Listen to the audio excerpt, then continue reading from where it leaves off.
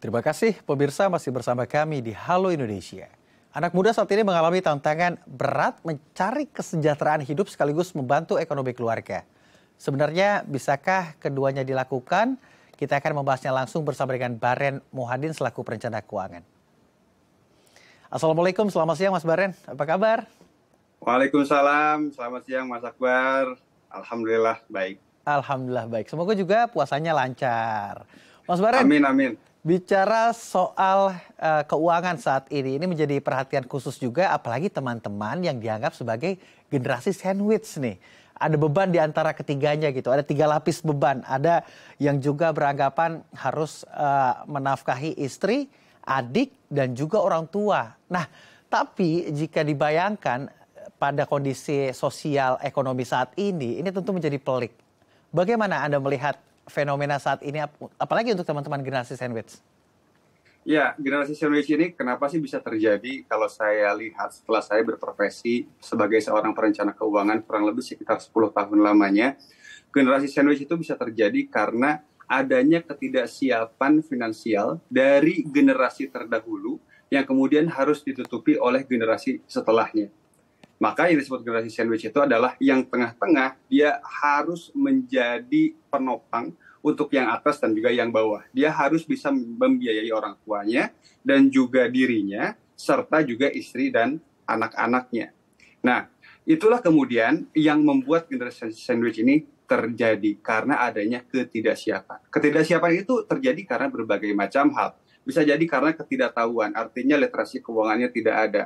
Yang kedua, ketidakmauan. Karena mungkin mindset dari generasi terdahulu yang menganggap bahwa nanti juga kalau pensiun ada anak ini, itu juga bisa terjadi. Dan kemudian juga karena adanya sesuatu hal yang membuat dia menjadi tidak siap.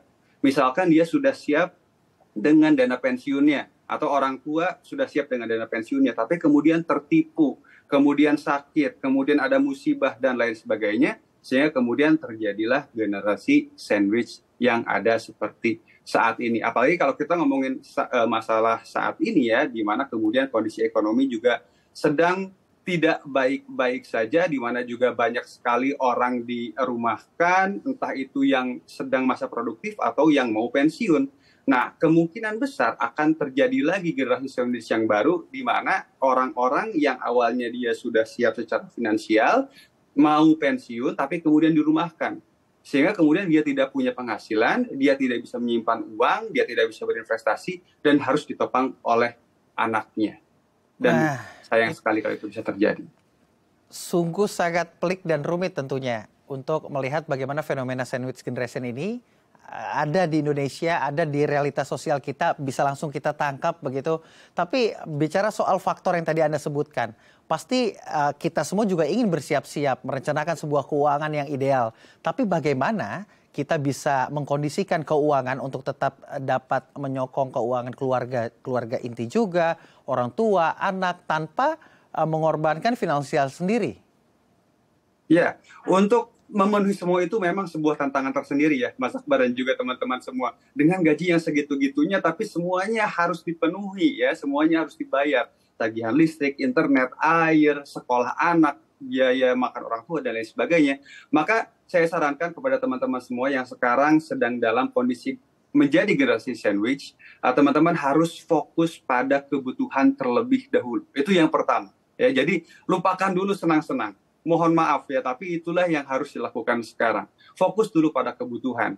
Dan kemudian yang kedua, komunikasikan kepada anggota keluarga terdekat yang menjadi tanggungan. Bahwa berapa besar sih yang bisa Anda penuhi.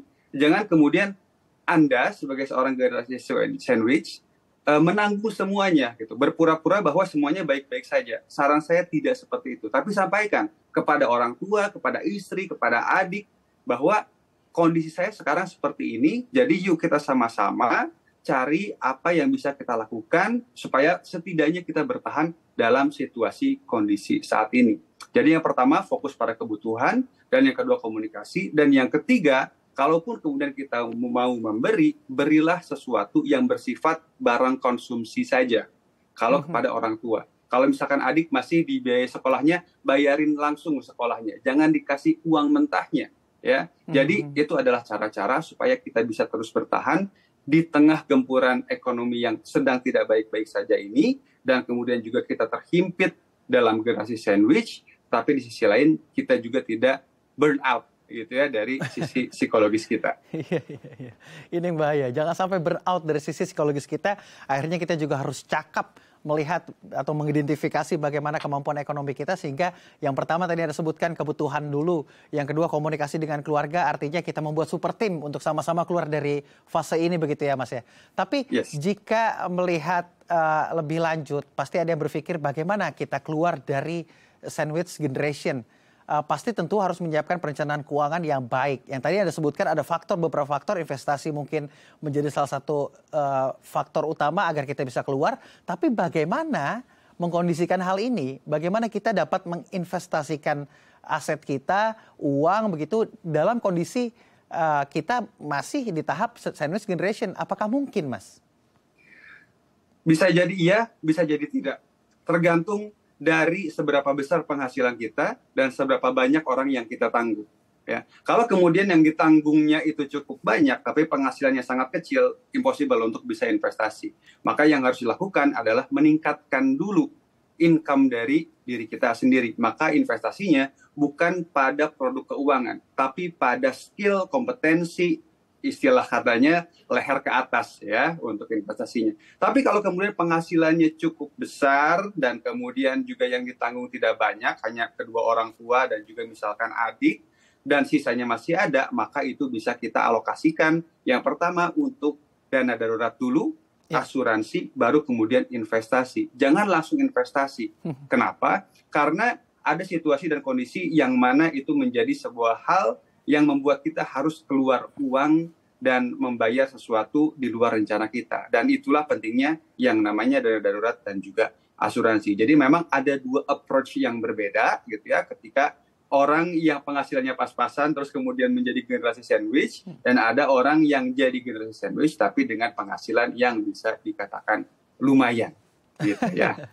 Baik, berarti bukan investasi terlebih dahulu, tapi yang pertama adalah dana darurat, kedua asuransi. Ini yang menarik, bicara soal asuransi. Penting juga ya teman-teman di generasi sandwich ini sandwich generation ini memiliki asuransi begitu ya, untuk mengcover hal-hal yang tidak terduga. Tapi asuransi ini kan bisa dikatakan mungkin saat ini ada kebijakan BPJS Kesehatan atau BPJS Ketenagakerjaan. Kalau hanya instrumen itu apakah sudah cukup?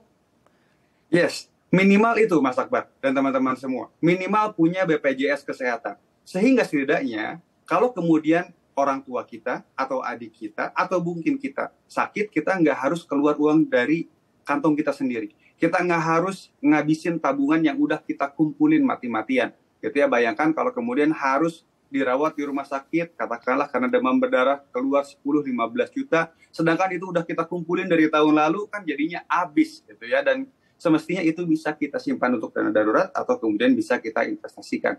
Maka untuk teman-teman semua, pastikan punya yang namanya setidak-tidaknya BPJS Kesehatan bagi setiap anggota keluarga. Bukan hanya teman-teman sebagai kepala keluarga, di sini kalau yang laki-laki, istrinya dan juga anaknya, tapi juga orang tuanya yang menjadi tanggungan. Ayah, ibu mertua, bapak mertua, adik, pastikan semuanya punya yang namanya BPJS Kesehatan. Supaya apa? Supaya tidak keluar uang sendiri kalau kemudian sakit dan dirawat di rumah sakit. Karena kalau keluar uang sendiri, artinya itu menghabiskan tabungan kita, atau mungkin juga kita terpaksa untuk menjual emas, menjual saham, dan lain sebagainya, yang mana itu sebenarnya untuk masa pensiun kita. Kalau kemudian itu terpakai, nanti jadinya anak kita yang harus menanggung kita, dan anak kita yang menjadi generasi sandwich nantinya. Baik, tentu kita berharap teman-teman yang masih dalam kondisi sandwich generation begitu bisa sama-sama keluar dari kondisi ini, terutama mengutamakan pertama kebutuhan dulu, tidak membuang uang secara percuma begitu ya. Senang-senangnya di nanti dulu begitu ya. Ada hal-hal pos-pos yang perlu perencanaan keuangan yang lebih matang gitu. Terima kasih Mas Baren telah berbagi bersama kami di Halo Indonesia. Terima kasih Mas Akbar dan teman-teman. Nah, pemirsa, istilah dark syndrome yang kini dikenal luas sebagai gejala psikologis seseorang yang terlihat sukses dan kuat padahal sebenarnya sangat rapuh dan banyak memiliki masalah. Apa faktor penyebabnya? Usai jeda kita akan membahasnya bersama psikolog Vinandita Utari. Jangan kemana-mana, tetap di Halo Indonesia.